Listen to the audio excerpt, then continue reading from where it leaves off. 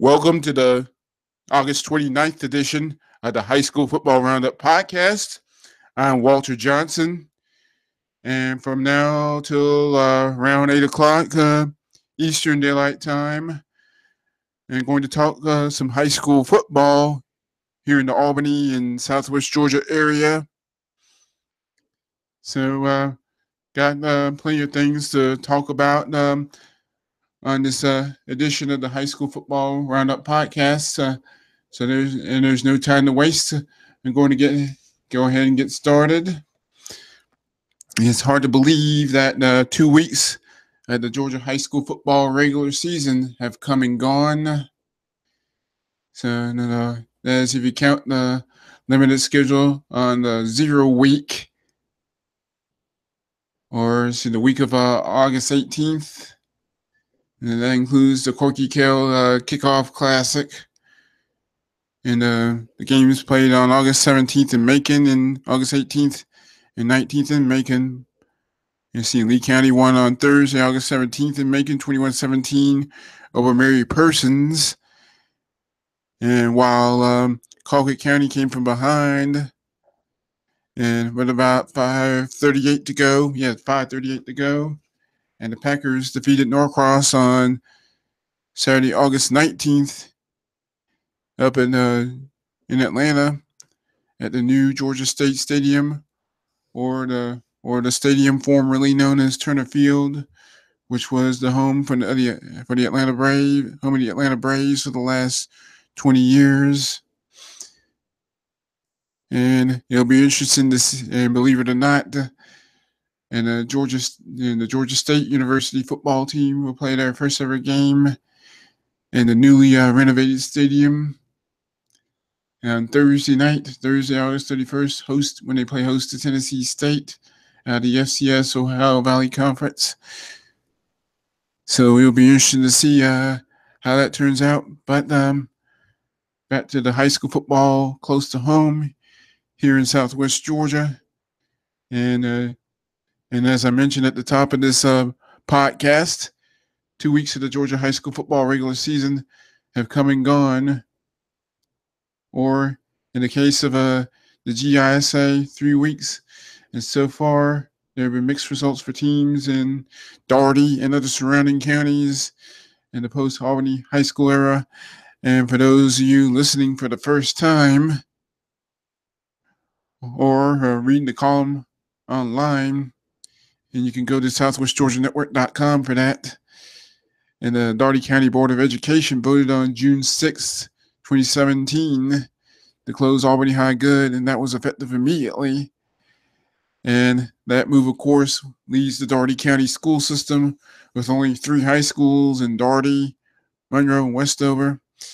And having said that, let's going to take a brief look at how some of those teams are faring so far in 2017. Start with the Lee County Trojans, who are now 2-0, and really doesn't come as much of a surprise that Lee County would be 2-0.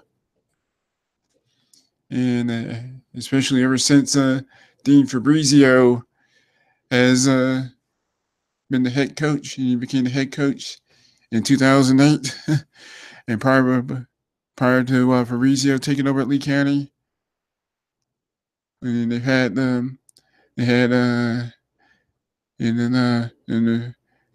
probably the Dean Fabrizio taking over as head coach for the Trojans up in Leesburg. Lee County probably have one of the worst programs in the state. I think they've been to the playoffs only 5 times in the last 5 times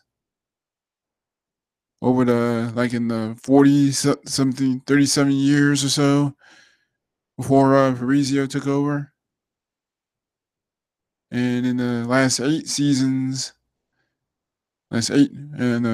or 9 seasons, I think Fabrizio took over in 2009, and ever since, and he's led the Trojans to 5 postseason appearances, including a GHSA Region 1 5A title back in 2013, and even there, that region title wasn't won. until like the Thomas County Central Harris County game ended, and Harris County upset TCC. I think in the Region 4A, Region 5A race at the time. And then a three-way tie for the region title. Lee County won the tiebreaker, and which literally came down to points allowed. In any case, back in the 2017, back to 2017, and after rallying from behind in the final quarter to defeat Mary Persons 21-17 in the Corky Kill Kickoff Classic in Macon on Thursday, August 17th.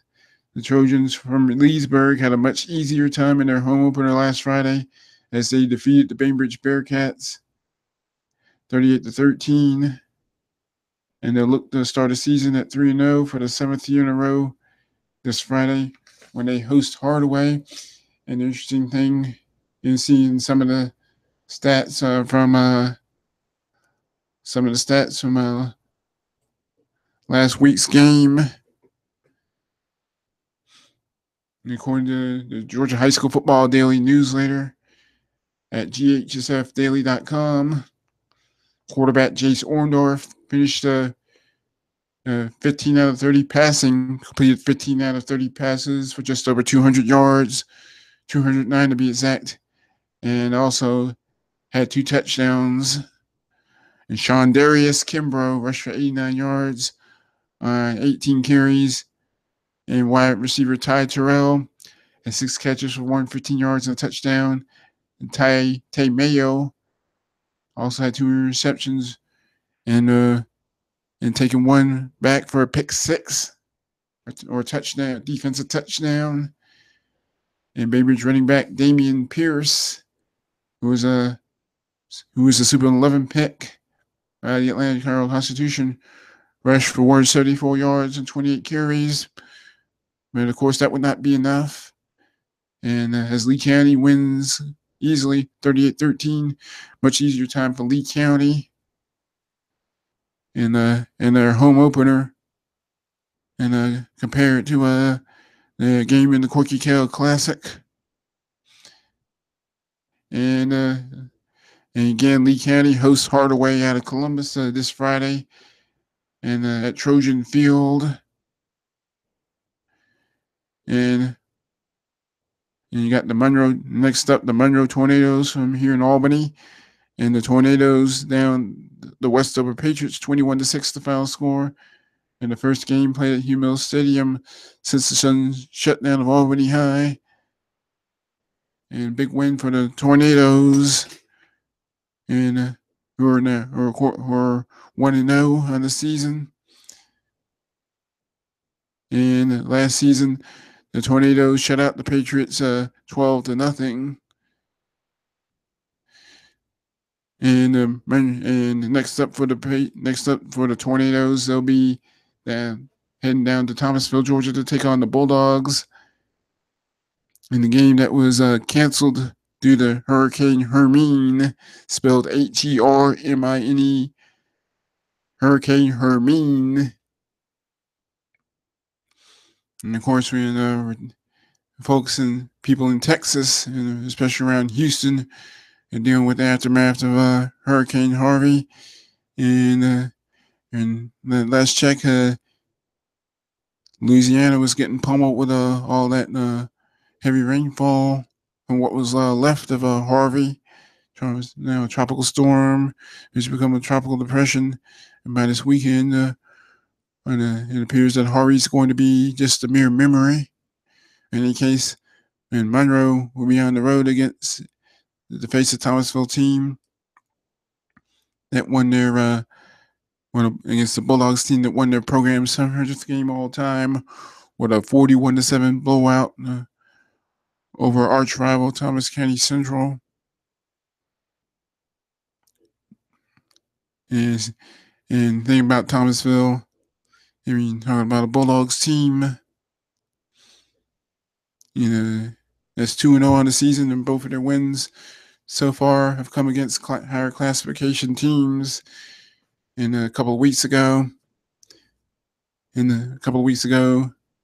And the Bulldogs crushed defending GHSA Region 1-4A champion Cairo. And then Cairo 37-8 in a game that was delayed until just after 10 p.m. Eastern time due to intentional lightning strikes. And then they beat Class 5A Thomas County Central 41-7. And TCC won the GHSA Region 1-5A championship last year. So that's so far Thomasville has knocked off 2 defending region champions. So that makes that champions and head coach Jack Grage off to a fast start and took over a program. They managed to finish just 1-8 2 years ago in 2015. We're 5-5, eliminating the first round of the playoffs in Class AA. Last fall. And again, Monroe's got a tough task on their hands, heading down to Thomasville. You see in Thomasville probably has one of their best teams in a long time. And more on Thomasville later in this podcast, and we move on to another Albany area team, or Dougherty County team in the Westover Patriots.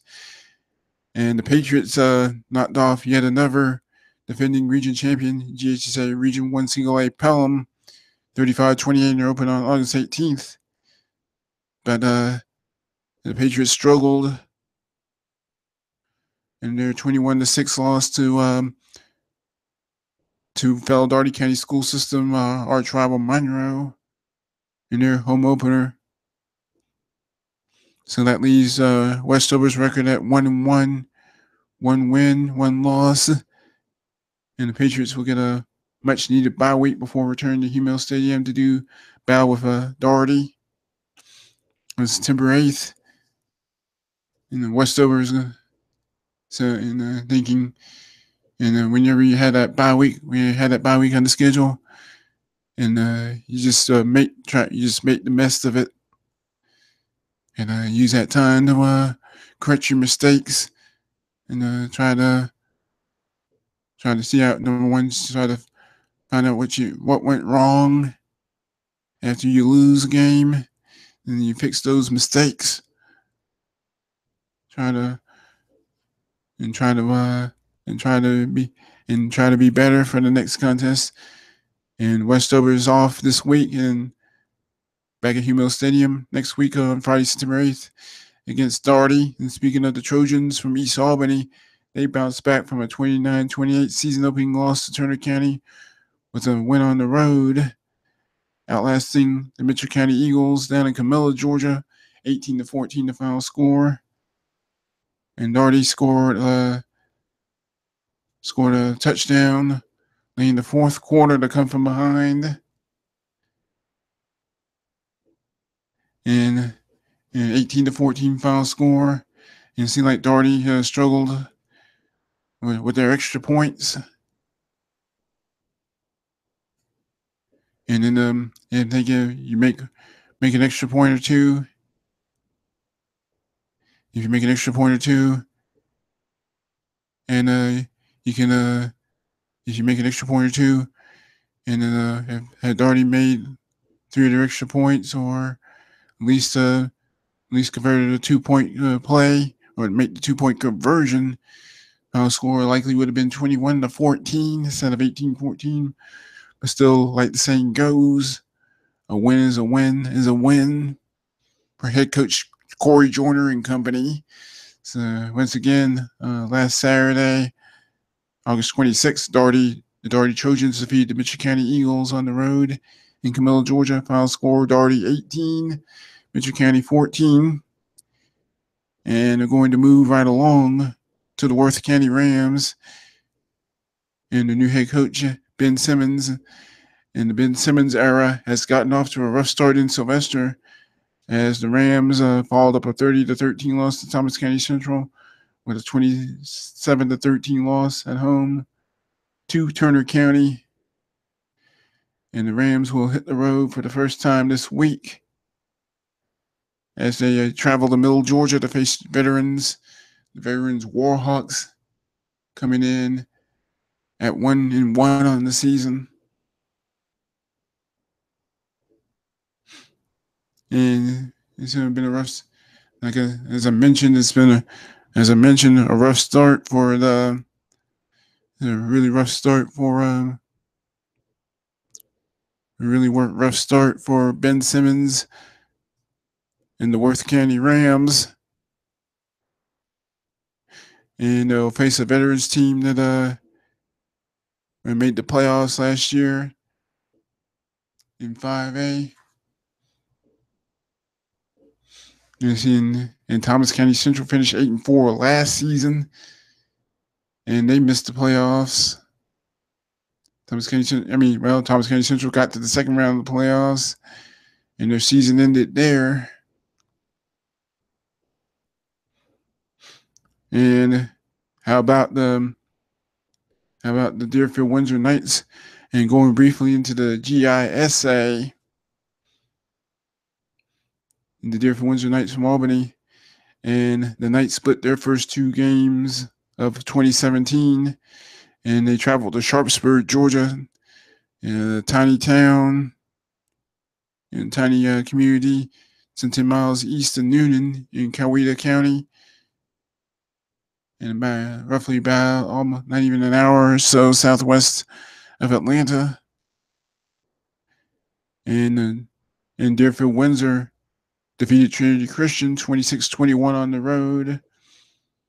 And then after losing to Miller County in an exhibition game at home, their home opener in the game that actually did count in the standings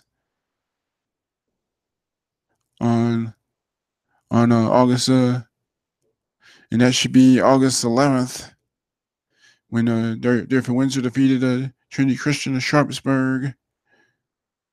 And then on August 25th, I should say, that was this past Friday, and they were shut out by perennial Florida powerhouse North Florida Christian from Tallahassee. And Deerfield's back on the road this week, making a short trip to Dawson, Georgia, to take on Terrell Academy. And here's some of the top games this week. And these are the top games this week. And that I find to be of tremendous interest. And Turner County goes to Crisp County in a battle 2-0 teams. And the Cougars crushed Dooley County in their season opener a couple of weeks ago on Friday, August 18th. And after that, the Cougars struggled against arch rival American Sumter. And they finally outlasted the Panthers 20-18 up in Americus. And on the 25th of August, in Turner County, and as for Turner County, both of their wins so far have come against Class AAA teams, both in Region 1.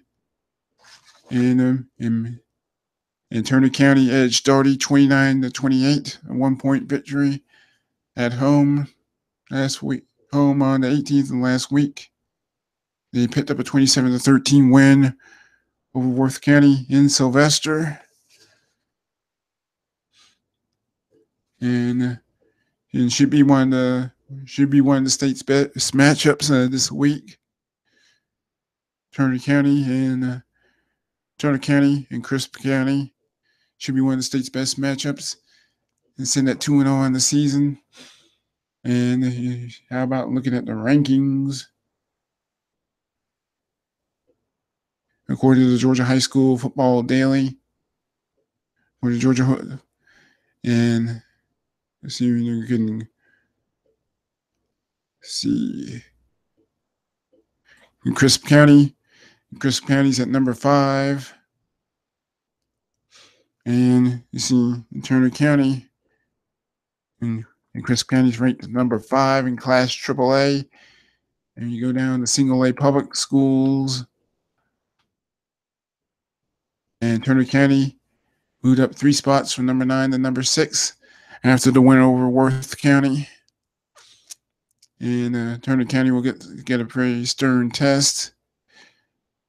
And we move on to Monroe and Thomasville down in Thomasville. Monroe and Thomasville Monroe in Thomasville this week, Friday night. Thomasville comes in ranked 7th in Class AA, according to the Georgia High School Football Daily Newsletter. And as I mentioned earlier in this podcast, in this live podcast, and Thomasville won the 700th game in program history after trouncing Thomas County Central 41-7. And the Tornadoes and the Monroe Tornadoes are now 1-0 after their win over Westover last week. Will make the 60-mile trip south down on US Highway 19 to Thomasville, taking on the Bulldogs. You see, Thomasville's gone off to a fast start despite having both games delayed by lightning within the first 2 weeks of the season, with their season opening game against Cairo not kicking off till just after 10 p.m. It's about 10:05 p.m. Eastern Daylight Time, so very late when that game finally got underway. Last week's contest against Thomas County Central was stopped early and briefly in the fourth quarter, also due to bad weather. And mentioned Thomasville's win over Thomas County Central, 41-7, in Cairo's win, and their win over Cairo, I should say, 37-8. And so far, the Bulldogs have outscored both of those teams by the tune of 78-15, and a very impressive.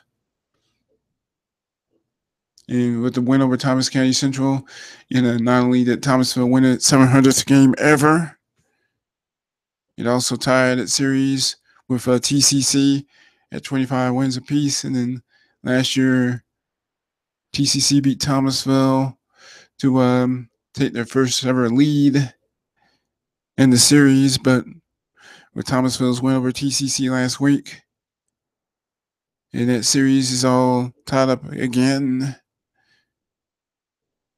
And in a history-making moment during last week's game between Thomasville and TCC, the battle for the Roses, and Thomasville, Georgia is known as Georgia's Rose City.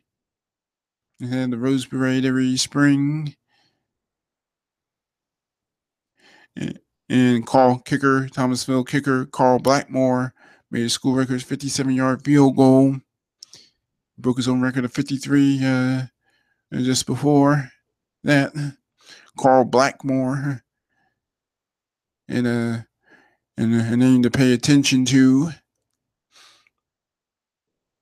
And other heroes for Thomasville in the win over Thomas County Central, Charlie Thomas and Kerry Lee each ran Thomas County Central fumbles, which were caused by Jeremiah Powell and Jashawn Thornton, respectively, for touchdowns both from midfield. Rush for 175 yards, and pass for 149. Rush pass for 149. And Thomasville's played football since way back in 1914. And Valdosta started playing football just the year before in 1913. And 700 wins. and just winning 7 games in all in one season is difficult to do, but to win 700 is just it's tremendous, and it's beyond tremendous, beyond unbelievable.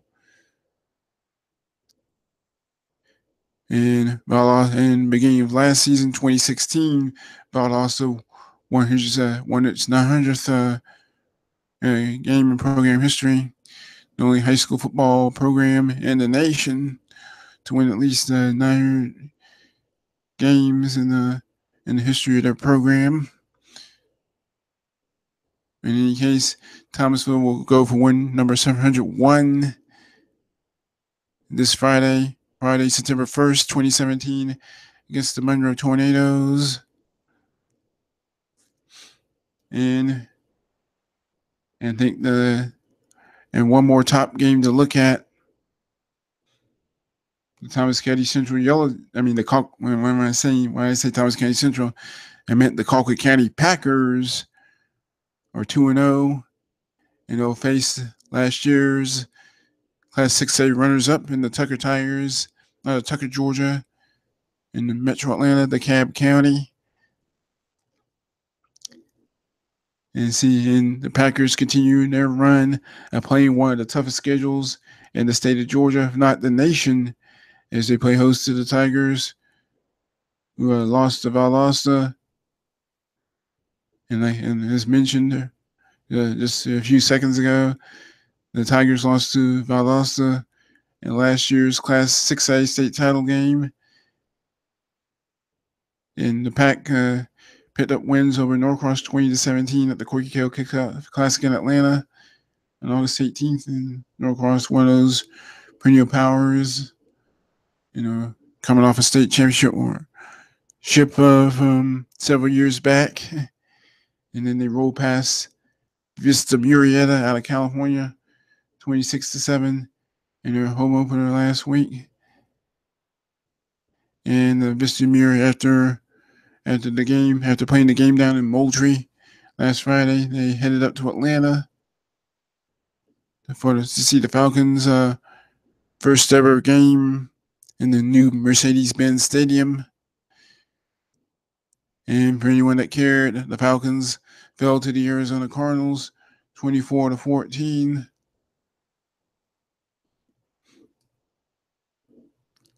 And looks like an impressive facility. And Mercedes-Benz Stadium will also play host to all the state championship games in December. So it'll be interesting to see how that turns out. And how about some other games of interest? And how about some other games involving some of the top teams in Southwest Georgia? And how about in 7A?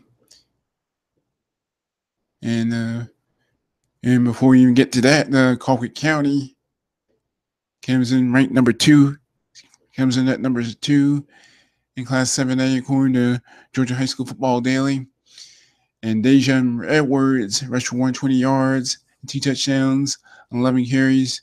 Ty Leggett, also from Colquitt County, rushed for 75 yards for 14 carries.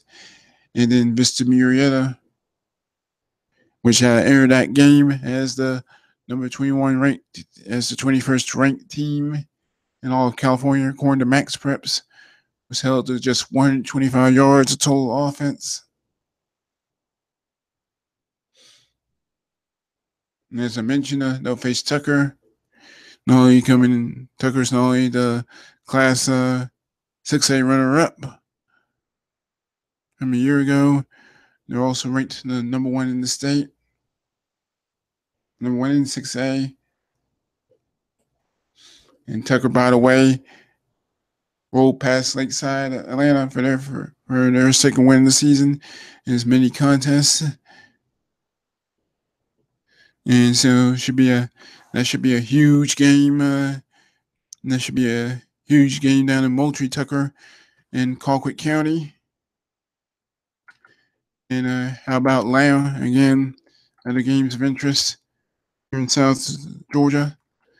You got Lowndes at number 3 in the state behind Colquitt County, going to 2-0 after steamrolling their way past the International School of Broward County, Florida. I'll score 56-0. And look at this, Lowndes returned 4 interceptions and a kickoff for touchdowns. All that happened in the first quarter. And he built up a 48-0 lead. And Terrell Belcher scored on an interception returns, 36 and 18 yards. Patrick Brown returned an interception, 65 yards for a score. Tavon Kyle ran an interception, 31 yards. And a free kick after a safety, 55 yards for scores. And Lauren Lowndes also scored 2 safeties. International School was held to minus 64 yards rushing, minus 60 yards total, and not a single first down. Talk about having a rough night. And Lowndes and the Vikings didn't throw the ball either. Ran only 15 plays from scrimmage. And that's not to mention that the game was stopped early. And due to lightning. And Lowndes will go to 3-0. And Lowndes will have a tough game this week. And the Vikings host Parkview at Gwinnett County. In Parkview had an equally impressive win over Gwinnett County, out-rival Shiloh 69-0. Behind more than 500 yards of total offense.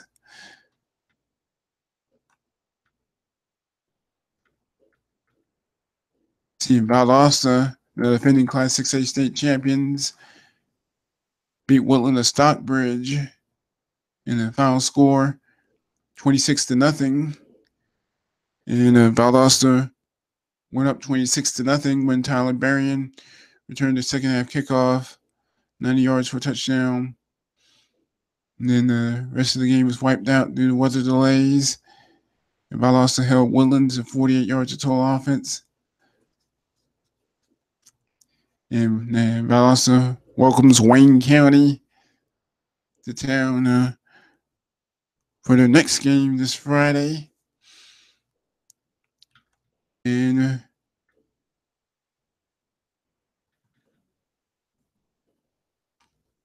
in Thomas County Central was ranked number 8 in the Georgia High School Football Daily Poll before their loss to Thomasville last week.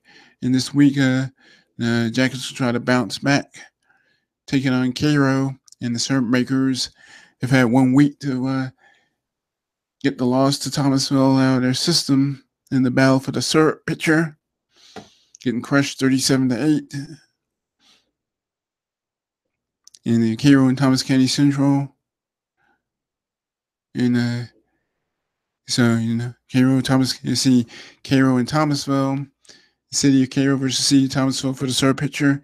And this week, it'll be Cairo and Thomas County Central. It's Grady County against Thomas County, 2 neighboring counties in the battle for the Barnett's Creek bucket. Mm-hmm. And then, for whatever reason, and then there's been a battle for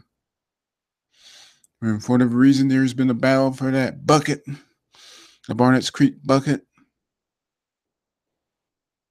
They're always, and there's always some kind of a object or inanimate object, and two teams battle each other for inanimate objects, and almost every year when rivals play each other.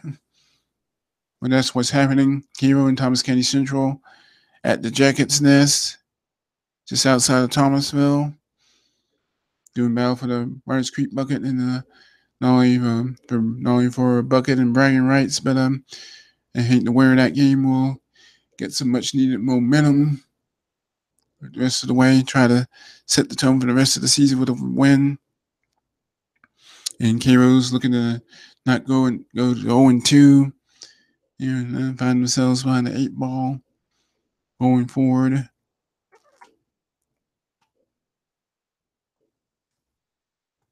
And unfortunately, no teams from Region 1 4A in the rankings so far.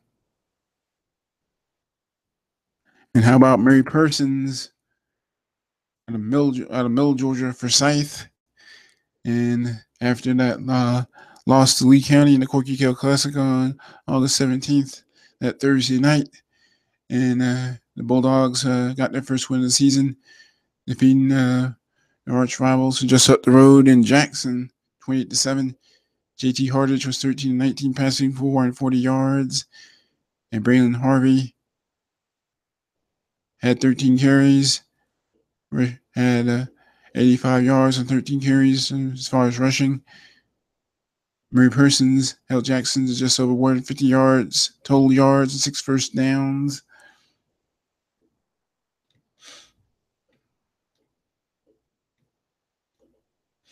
And see, how about Fitzgerald? And bouncing back from a tough loss at Hateville Charter by rolling past Irwin County 31-6. And Fitzgerald led 18-0 at halftime.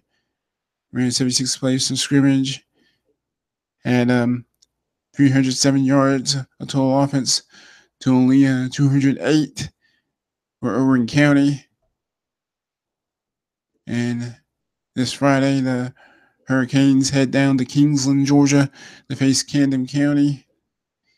And Region 1, remember the 14 Region 1 7A in Camden County on the Georgia coast. Pretty much isolated, not only in Camden County is you're just really isolated. And if you've ever been down there, isolated from the other 3 Region 1 brethren, Region 1 7A brethren in Colquitt County, Lowndes, and Tift County. And all 4 schools are isolated from the other 44 schools. They're in Class 7A, which is the largest of the 7 classifications in the Georgia High School Association. And Asian and even there, and a lot of those schools are scattered in and around the Atlanta area. In any case, Fitzgerald will head to Camden County, and Camden County opened the season with a 19-6 win over Oakley, Florida. And lost last week to another Florida team. And the name of that team that Camden lost to is escaping my mind at the moment.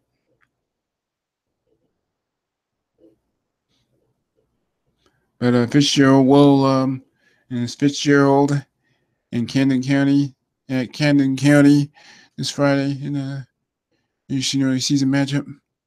As the Purple Hurricanes, who were the Class AA runners-up back-to-back seasons, last 2 seasons, will try to climb above 500 for the first time this season.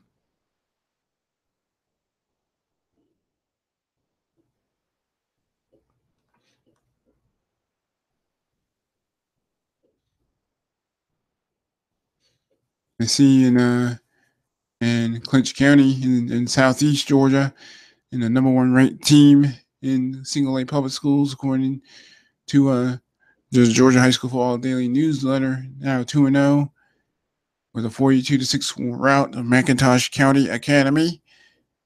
And Clinch County will head down to Quitman, Georgia to take on Brooks County. And Brooks County had last week off after shutting out Cook 21-0.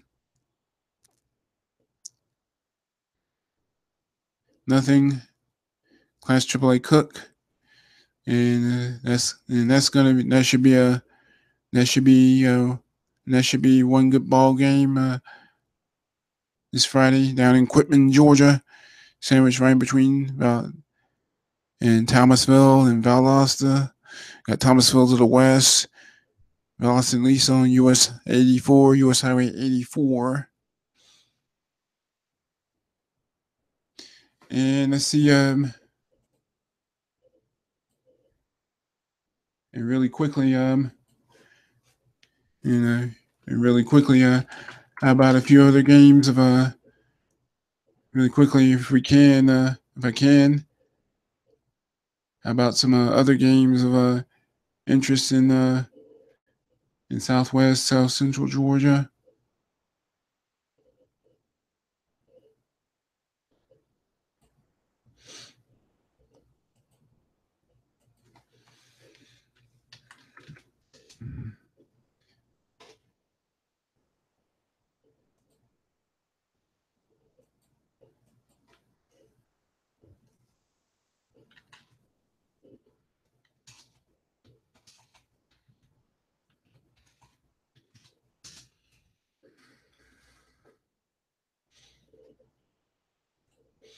I'm looking for some other games of interest here in Southwest Georgia, Southwest, South Central Georgia, give or take, for this Labor Day weekend.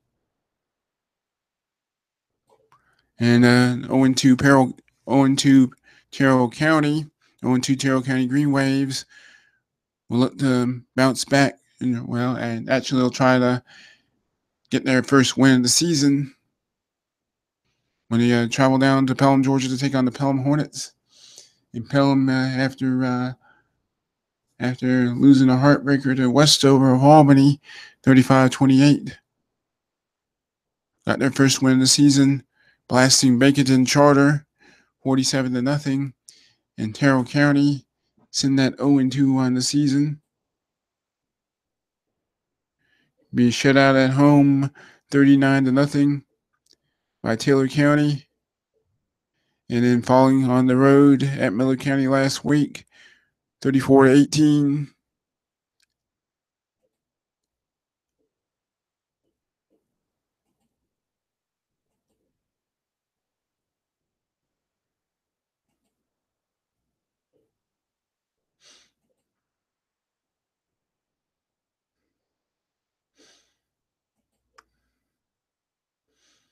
And we see and the Bainbridge Bearcats. And Bainbridge Bearcats opening the season with a loss at Lee County, 38-13. And plays host to Lincoln of Tallahassee, Florida, in their home opener this week. Early County, just up the road, is at Seminole County. And the Bobcats coming off a 42-20 season opening loss to Eufaula, Alabama at home in Seminole County. Plays host to Stewart County. And Seminole County opened with a 42-15 win last week. And Seminole County sitting at 1-0 on the season.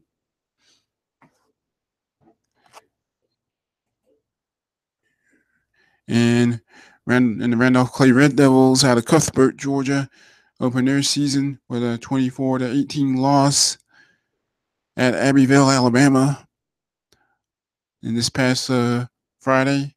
And they'll host Calhoun County to open the season. And Calhoun County opened the 2017 season with a 28-6 loss at Schley County.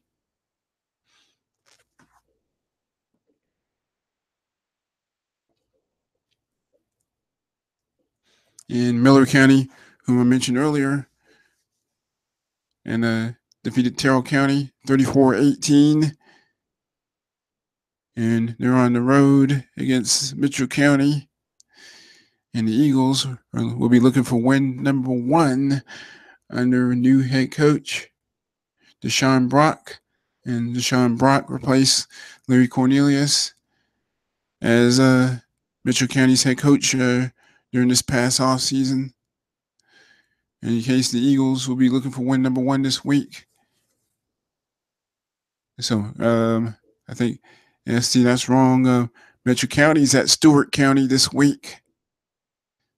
And my apologies there. So, and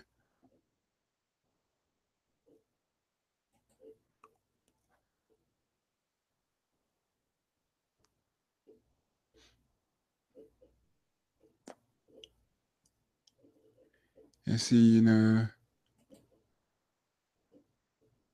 let's see, Cook of Ado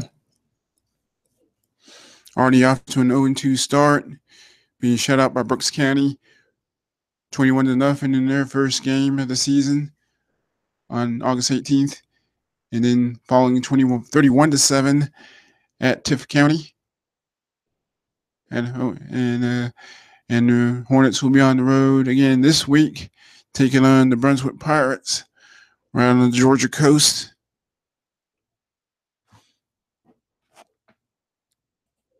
In Berrien, and getting their wins, getting the split in their first two games, 31-0 loss to Irwin County, and then getting their first win of the season as they defeated Lanier County, 32-12. And Berrien will face Dougherty.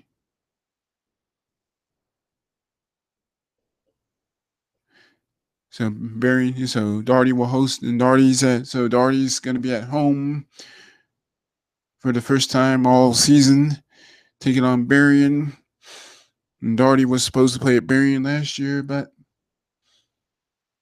Hurricane Hermine intervened and wiped out that game and was never played. And Dougherty hosting Berrien. And both teams come in with 1 win and 1 loss. Should be another interesting game. And see, and also mention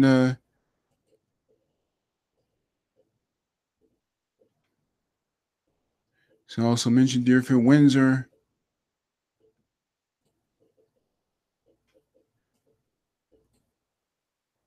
Deerfield Windsor losing to North Florida Christian, Tallahassee, Florida, 21-0. And they're on the road against Terrell Academy for their Labor Day weekend contest.